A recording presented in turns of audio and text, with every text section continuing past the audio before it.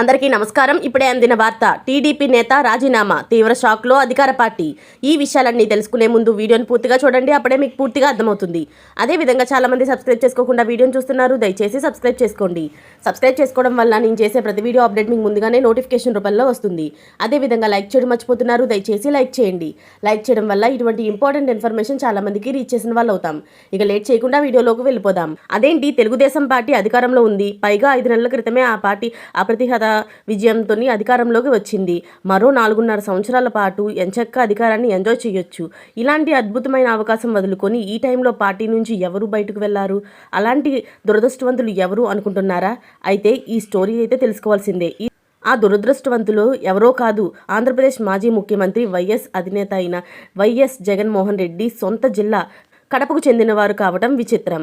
వారే బద్వేలు మాజీ ఎమ్మెల్యే కునిరెడ్డి విజయమ్మ, ఆయన కుమారుడు రితీష్ రెడ్డి. అయితే పార్టీ అధికారంలో ఉన్నా కూడా వీరు ఎందుకు బయటకు రావాలి అనుకుంటున్నారు? ఆ కథ ఏంటో చూసేద్దాం. ఉమ్మడి కడప జిల్లాలో బద్వేలు తెలుగుదేశం పార్టీ రాజకీయాలు అంటేనే దివంగత మాజీ ఎమ్మెల్యే కొనిరెడ్డి వీరారెడ్డి పేరు ముందుగానే గుర్తుకొస్తుంది. ఆయన ఎమ్మెల్యేగా ఉండగానే మృతి చెందడంతో ఆయన రాజకీయ వారసులుగా ఆయన కుమార్తె విజయమ్మ పోటీ చేసి ఎమ్మెల్యే అయ్యారు. 2004లో ఆమె ఓడిపోయారు. ఆ తరువాత బద్వేలు ఎస్సీలకు రిజర్వేషన్ కావడంతో ఎస్సీ వర్గాలకు చెందిన వారు టీడీపీ నుంచి పోటీ చేసినా కూడా పార్టీ ఇన్ఛార్జిగాను పెత్తనం అంతా కూడా విజయమ్మే కొనసాగిస్తూ ఉండేవారు. ఇక ఈ ఏడాది ఎన్నికల్లో బీజేపీ నుంచి పోటీ చేసిన బొజ్జ రోసన్న ఓడిపోయారు. అయితే కడప జిల్లాలో పులివెందుల్లో పాటు బద్వేలు మాత్రమే టీడీపీ ఓడిపోయింది. ఖచ్చితంగా గెలవాల్సిన చోట పార్టీ ఓడిపోవడంతో చంద్రబాబు తీవ్ర ఆగ్రహంతో ఉన్నారు. బద్వేలులో పార్టీ కాస్త బలంగా ఉంది.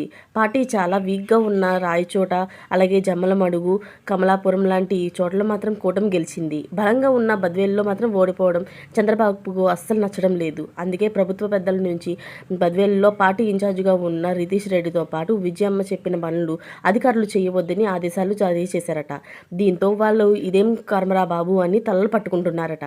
చంద్రబాబు మాత్రం రితీష్ రెడ్డిని త్వరలో ఇన్ఛార్జీల పగ్గాల నుంచి కూడా తప్పించే ప్రయత్నాలు జరుగుతున్నాయట.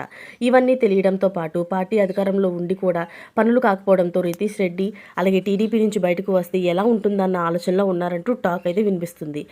టీడీపీ నుంచి బయటకు వచ్చిన వైసీపీలోకి వెళ్దామా అన్న ఆలోచనలు కూడా వస్తున్నాయట.